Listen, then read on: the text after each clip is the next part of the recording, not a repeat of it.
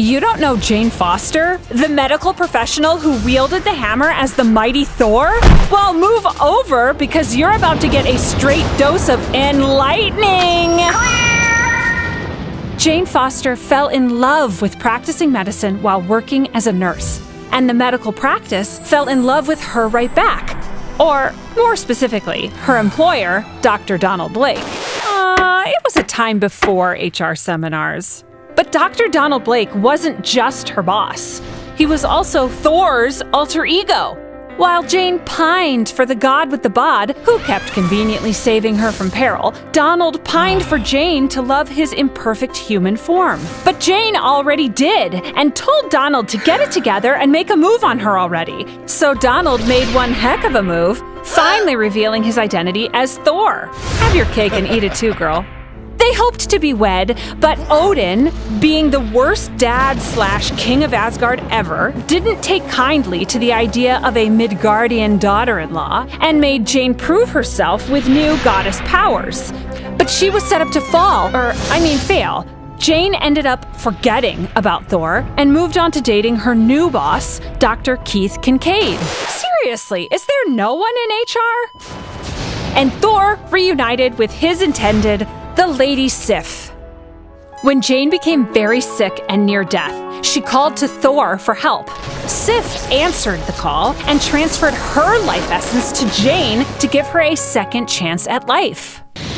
After healing and leaving both Sif and Thor behind, Jane leveled up to become a doctor and continued to care for superpowered people like the Avengers. She was an independent woman who, yes, had feelings for Thor, but it was extremely complicated. Though he does look good in a cape. What was I saying?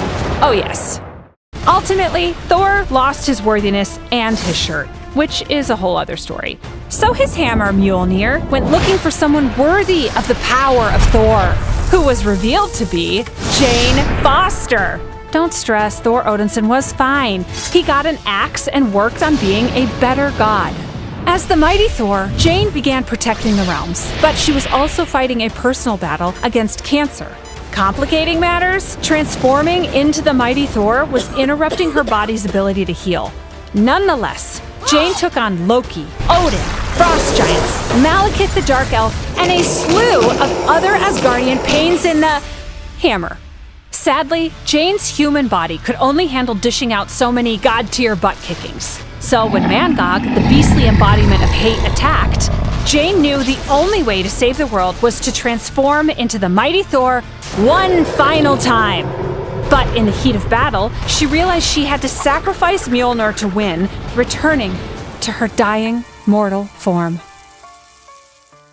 She made the ultimate sacrifice and saved the world using love to conquer hate.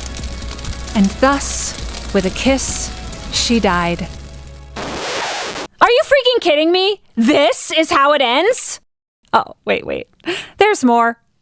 As the War of the Realms raged on, Thor Odinson reclaimed his worthiness. But many of the Valkyries, the mighty female warriors who deliver the worthy dead to Valhalla, were brutally slain.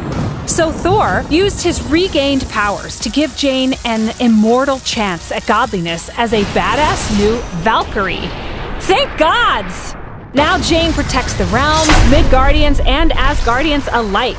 Just don't forget, that's Dr. Valkyrie to you. And now you do know Jane Foster. I mean Mighty Thor. I mean Valkyrie. Whatever, you get it.